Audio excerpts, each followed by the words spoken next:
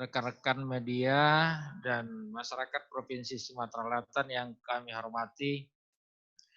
Pada sore hari ini tanggal 7 Juni tahun 2020,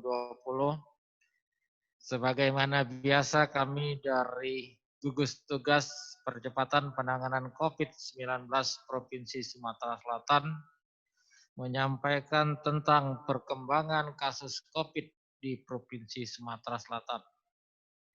Namun, sebagaimana biasa pula, kami sebelum mengumumkan lebih jauh tentang perkembangan COVID-19, kami selalu mengingatkan kepada kita semua, mengingatkan untuk kita semua, supaya kita tetap melaksanakan protokol kesehatan dalam berbagai situasi untuk mencegah penyakit COVID ini.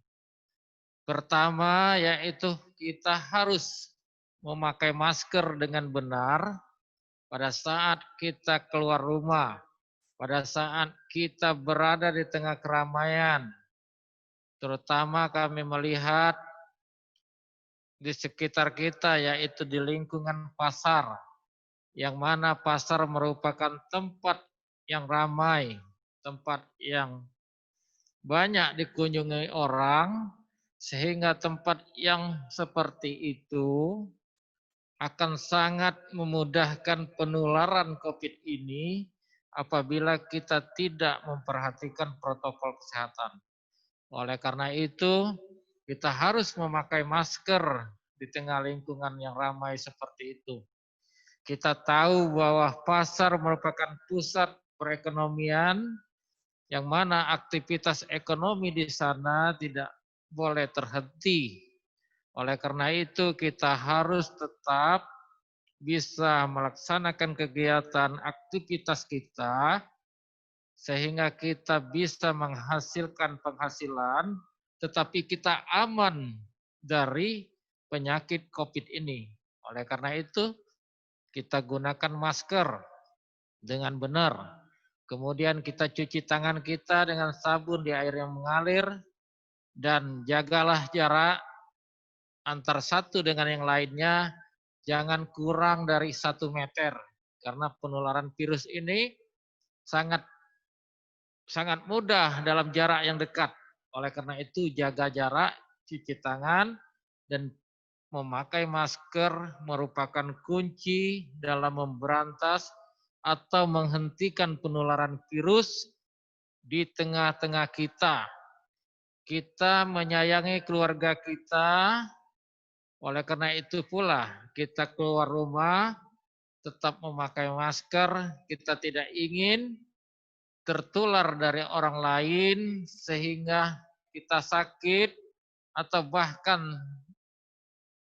mengandung virus tapi tidak bergejala dan itu bisa menularkan ke orang yang kita cintai seperti anak-anak kita yang mana daya tahan tubuhnya masih lemah, kemudian orang tua kita, nenek-nenek dan kakek kita yang mana daya tahan tubuhnya sudah menurun karena faktor usia sehingga mereka sangat mudah untuk menjadi sakit apabila kita membawa virus ke rumah kita.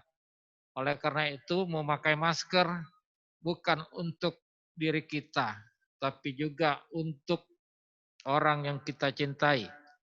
Kita memakai masker, kita tidak ingin tertular dari orang lain, dan kita tidak ingin juga menularkan kepada orang lain yang apabila kita sudah mengandung virus.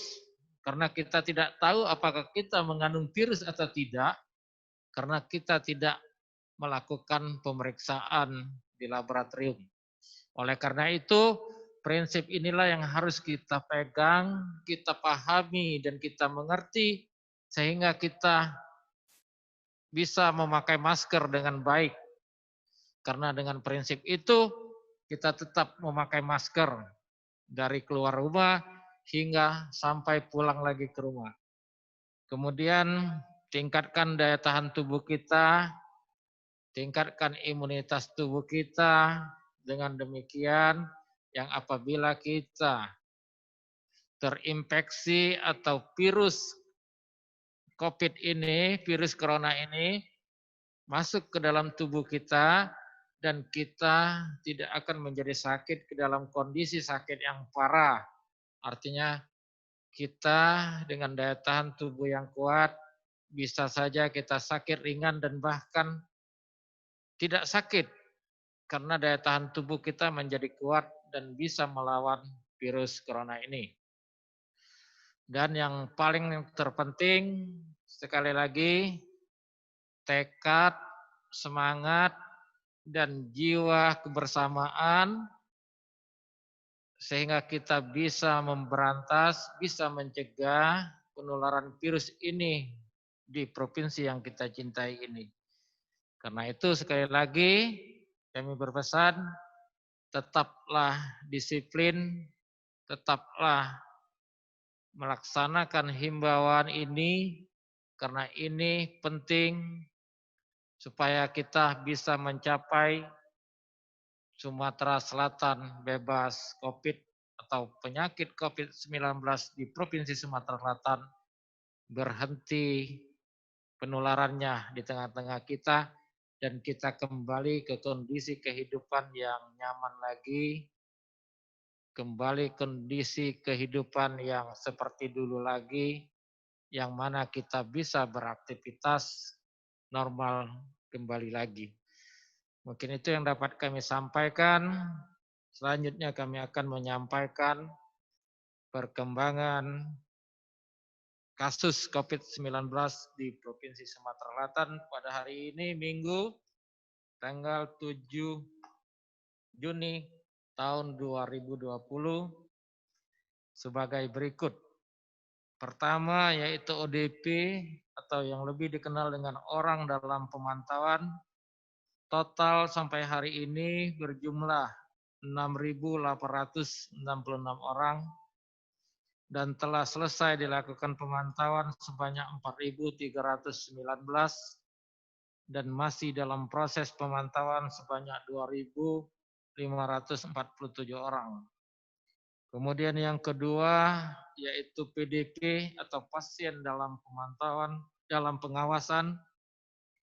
Total keseluruhan berjumlah 679 orang dan telah selesai dilakukan pengawasan sebanyak 272 orang dan masih dalam proses pengawasan sebanyak 407 orang. Kemudian yang ketiga yaitu sampel yang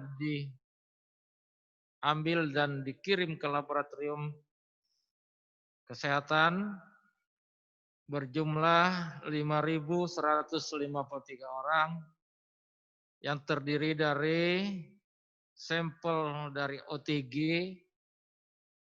atau orang tanpa gejala atau orang yang mempunyai riwayat kontak dengan orang yang positif berjumlah 4.056 orang, kemudian PDP atau pasien dalam pengawasan sebanyak 850 orang, kemudian ODP sebanyak 247 orang. Dari sampel tersebut dan telah diperiksa dengan jumlah yang positif sebanyak 1.129 orang. Kemudian jumlah sampel yang negatif sebanyak 717 orang dan masih dalam proses sebanyak 3.307 orang. Kemudian yang keempat yaitu kasus konfirmasi baru. Pada hari ini Sumatera Selatan mendapatkan penambahan sebanyak 25 kasus baru yang terdistribusi atau tersebar di Kota Palembang sebanyak 15 orang, Kabupaten Banyuasin sebanyak 2 orang, Kabupaten Musi Banyuasin sebanyak 6 orang, Kabupaten Musirawas sebanyak 1 orang, dan Kabupaten Pali sebanyak 1 orang.